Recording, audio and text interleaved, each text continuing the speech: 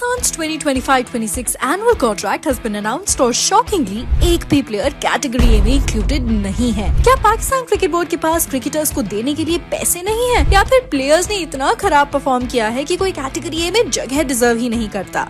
I am sure आपने fans और critics के ऐसे कमेंट्स तो सोशल मीडिया पर जरूर देखे होंगे। बट सिर्फ फैंस और क्रिटिक्स ही नहीं बल्कि पाकिस्तान के काफी बड़े प्लेयर्स भी सेंट्रल कॉन्ट्रैक्ट से खुश नहीं है। और अगर हम रिपोर्ट्स की माने तो कई प्लेयर्स ने तो सेंट्रल कॉन्ट्रैक्ट को रिजेक्ट करने का तक डिसीजन ले लिया है। So why PCB has not included any player in category A, and how much does each category player earn for 1 year? Let's find out in today's video.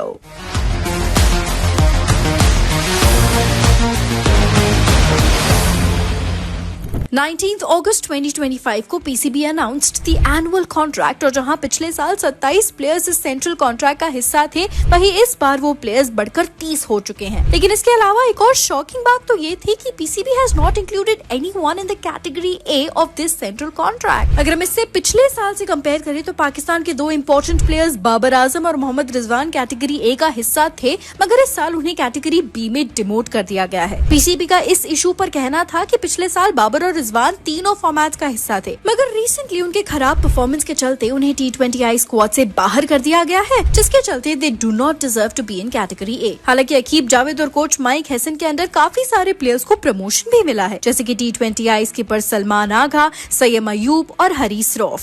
ये तीनों players पिछले साल कैटेगरी सी में थे, लेकिन इस साल ये सारे प्लेयर्स कैटेगरी बी का हिस्सा है। अब मेन क्वेश्चन ये आता है कि how much does each category player earns? तो पाकिस्तान के सेंट्रल कॉन्ट्रैक्ट के according category A players 4.5 million Pakistani rupees per month कमाते हैं, which is 13.95 lakh Indian rupees. Category B players 3 million Pakistan rupees कमाते हैं, which is approximately 9.28 lakh rupees. Category C players 1 million Pakistani rupees कमाते हैं, that is 3 lakh rupees, and the last category D players earn 7,50,000 Pakistani rupees, which is approximately 2.3 lakh rupees per month। इसके चलते अगर हम इस साल का सेंट्रल कॉन्ट्रैक्ट देखें तो category B players Abrar Ahmed, Babar Azam, Fakhar Zaman, Haris Rauf, Hasan Ali, Mohammad Rizwan, Saim Ayub, Salman Ali Agha, Shadab Khan and Shaheen Afridi will be earning a total of PKR 3 million per month। Category C players Abdullah Shafique, Faheem Ashraf, Hasan Nawaz, Mohammad Haris, Mohammad Nawaz, Naseem Shah, Nauman Ali, Sahibzada Farhan, Sajid Khan और Saud Shakeel will be earning PKR 1 million per month।